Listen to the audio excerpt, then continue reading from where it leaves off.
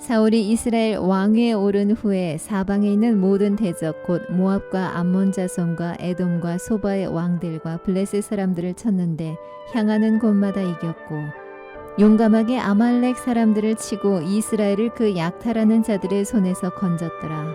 사울의 아들은 요나단과 이스위와 말기수하여 그의 두 딸의 이름은 이러하니 맏딸의 이름은 메라비요 작은 딸의 이름은 미갈이며 사울의 아내의 이름은 아히노아미니 아히마아스의 딸이요 그의 군사령관의 이름은 아브넬이니 사울의 숙부 넬의 아들이며 사울의 아버지는 기스요 아브넬의 아버지는 넬이니 아비엘의 아들이었더라.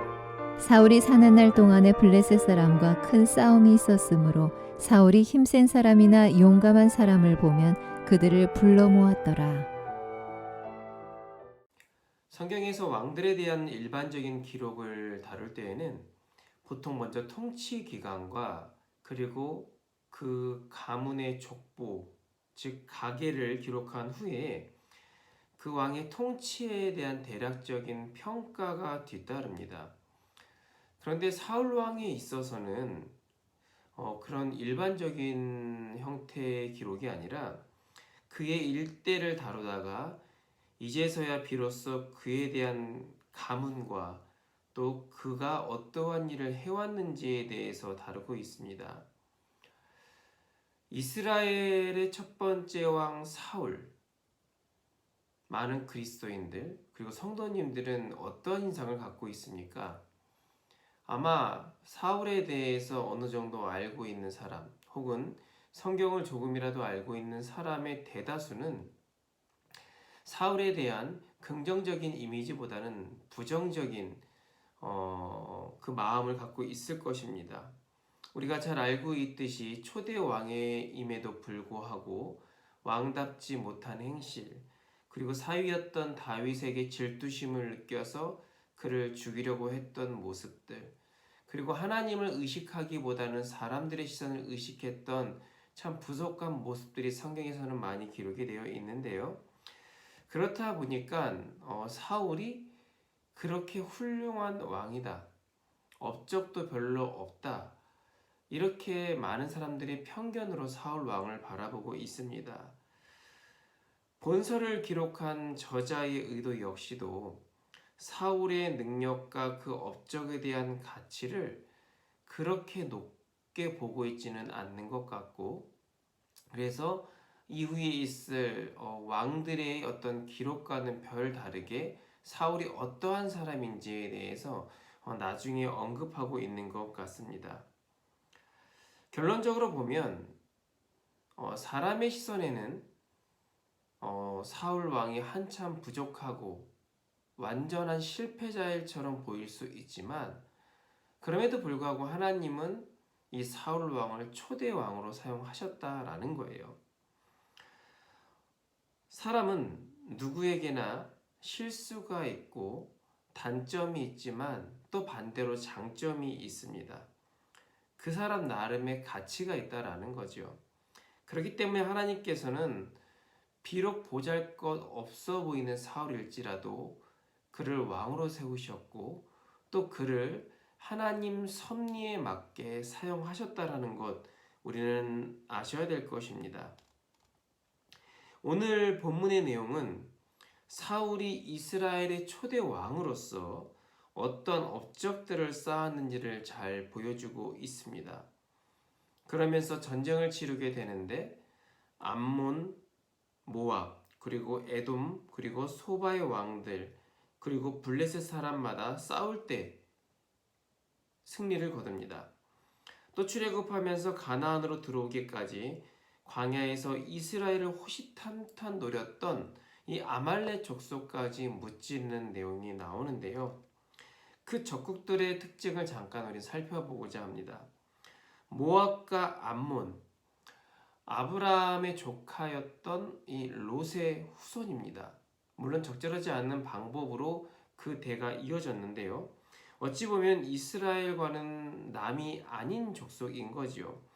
그럼에도 불구하고 출애굽 이후에도 모압과 암몬은 끊임없이 이스라엘을 괴롭게 했습니다. 그러나 하나님은 이들의 손에서 지속적으로 이스라엘을 구해 주셨는데요.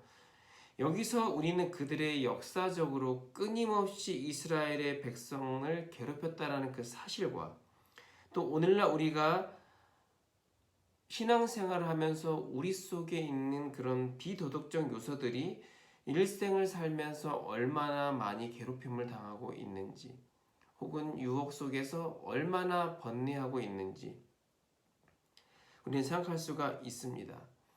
그래서 우리는 이것을 결국은 우리를 귀히 여기시는 하나님 향한 믿음으로 그런 비도덕적인 것들에 대한 어떤 우리의 마음, 또 우리를 유혹하는 것들을 분명히 극복해 나가야 할 것입니다. 에돔은 장자권의 가치를 제대로 알지 못한 채 동생에게 팔아버린 바로 이 에서의 후예입니다. 에서의 후손으로서 불신앙의 대표자들이었는데요.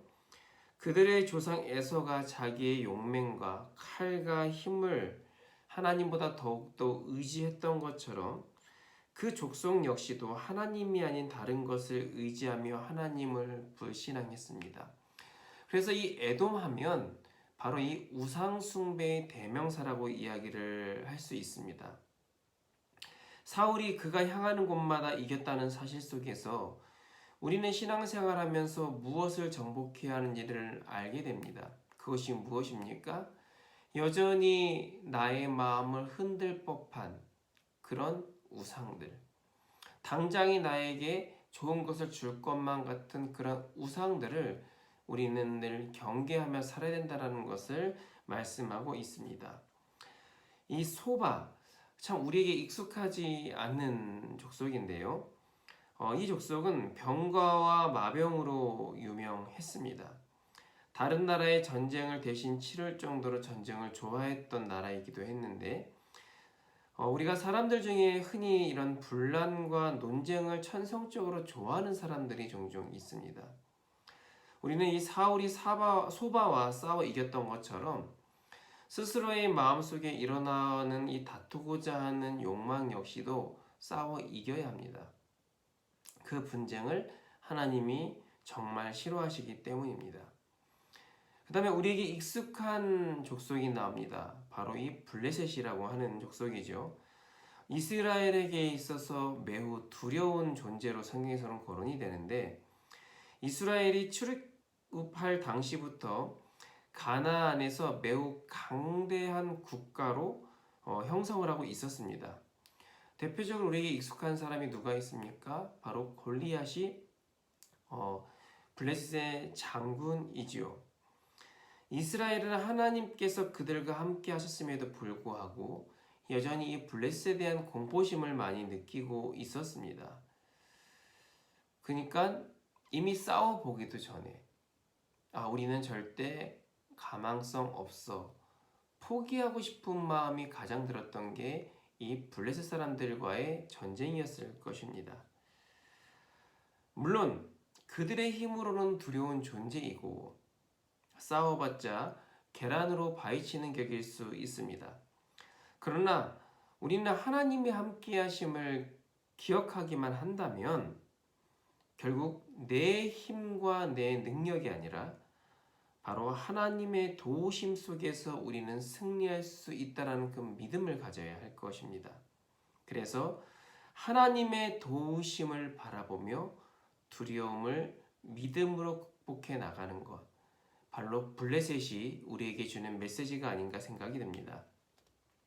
마지막으로 아말렉은 이스라엘이 싸운 최초의 적이자 또 최대 규모의 적이기도 합니다. 하나님께서는 아말렉을 이스라엘의 영원한 대적자로 규정하셨는데 마침 하나님께서는 출애굽 과정 속에서 그들이 정말 자멸할 것, 멸망할 것을 약속하셨고 결국 발람의 예언에 의해서 그 아말렉은 멸망할 것을 알게 됩니다. 결국 사울이 이 아말렉을 무찌른 것은 사울의 어떠한 전쟁의 어떤 능력보다는 애시당초 예언했던 예고했던 하나님의 그 섭리 속에서 다시 말하면 하나님의 섭리 가운데 사울이 도구로 사용됐다라는 것을 우리는 기억해야 할 것입니다. 이렇게 사울을 통해서 많은 족속들을 무찔렀는데요. 결국 사울이 이런 업적을 쌓을 수 있었던 것은 가장 중요한 그 이유가 바로 하나님의 긍휼 때문이었습니다. 하나님은 사울이 사무엘을 기다리지 못하고 스스로 번제를 드린 일로 인해 그를 버리시기로 작정하셨지만 그래도 각종 전투에서 승리할 수 있도록 도우셨고 그 명분을 세우셨습니다. 그래서 이스라엘이 한 국가로서의 면모를 갖출 수 있도록 그를 사용하셨는데 그렇게 실망스러운 모습 가운데서도 하나님을 도우셨고 그에게 기회를 주셨지만 하지만 사울은 마침내 그 기회를 살리지 못하고 그 왕권을 다윗에게 넘겨줄 수밖에 없었습니다. 하나님은 여전히 우리를 사랑하시고 우리가 실수를 함에도 불구하고 그 실수를 모면할 기회를 분명히 주십니다. 우리는 그런 하나님의 우리를 향한 마음을 깨달아 여전히 부족한 자신, 우리들의 모습이지만 그래도 기회를 주시고 우리를 등 뒤에서 도우시는 그런 하나님 뜻에 걸맞는 자가 될 수 있기를 늘 노력하며 살아갈 수 있는 우리 모든 성도가 되기를 간절히 소원합니다. 기도하겠습니다.